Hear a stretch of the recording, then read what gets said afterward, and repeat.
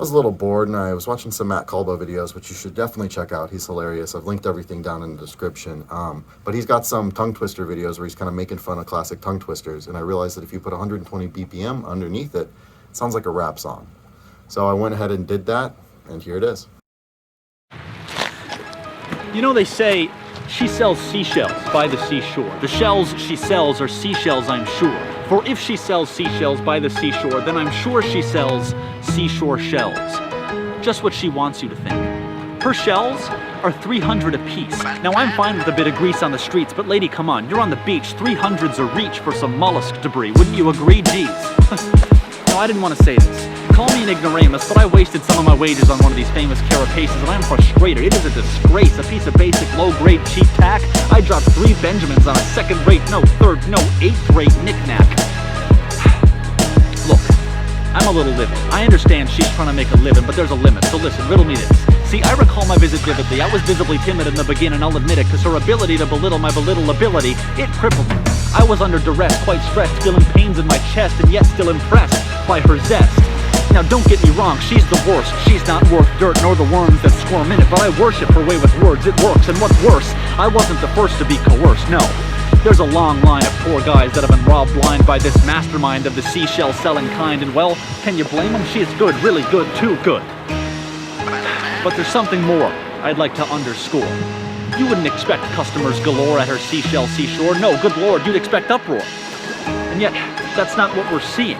She's got return buyers. She's not just some sort of seashell selling high flyer. She's some sort of sleazy, shady, shifty seashell supplier. But why her?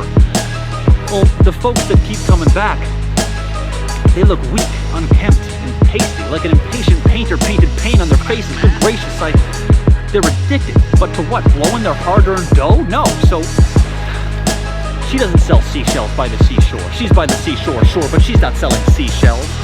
The shells that she's selling are... oh, it's meth.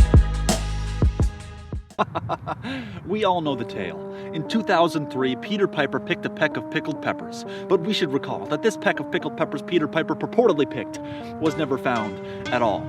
Preposterously, Peter was never pardoned nor paroled, and through some legal rigmarole, it was deemed the peppers were not picked, but rather stolen. Now, professedly, they were pinched from a pretty prosperous pastoral property outside Pittsburgh, but who knew that through the litigation, Piper would escape without any ramifications?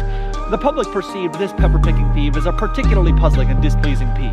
The pain plagued the population, plus the media tainted and stained his reputation and awakened disdain in every Pennsylvanian within an 80-mile radius, but like most places, these people go through phases, so eventually, the distaste and hatred for this raider faded. Nevertheless, Peter had fled undisguised. He decided instead to look inside. He was compromised, sure, but for a long time, he was idolized. Many admired his idle eyes, fixed they were on his redemption prize. He became stoic, focused and devoted to retrieve what was stolen. His vivacity, his vim, his get up and go, the zest that pressed him to go out on his own. It was a cruelly heavy test that tested his best efforts. The charge that he thieved that jar of briny peppers weighed on him heavier than a 10-ton arm on a tiny leper. But after 17 years, hardship, sorrow, grievance, and tears, Peter Piper reappeared. More than 6,000 days, a lot of awful thoughts he fought, where rock bottom often resembled the top, and the trauma all but made Peter pop. But now what? These were the people that treated Pete like cement, but now they were willing to make amends and repent? Yes, and they did. It just goes to show, we can make mistakes, but we learn, we grow, and with time, the truth always finds a way. And so, did Peter Piper pick that peck of pickled peppers? Yes, he did.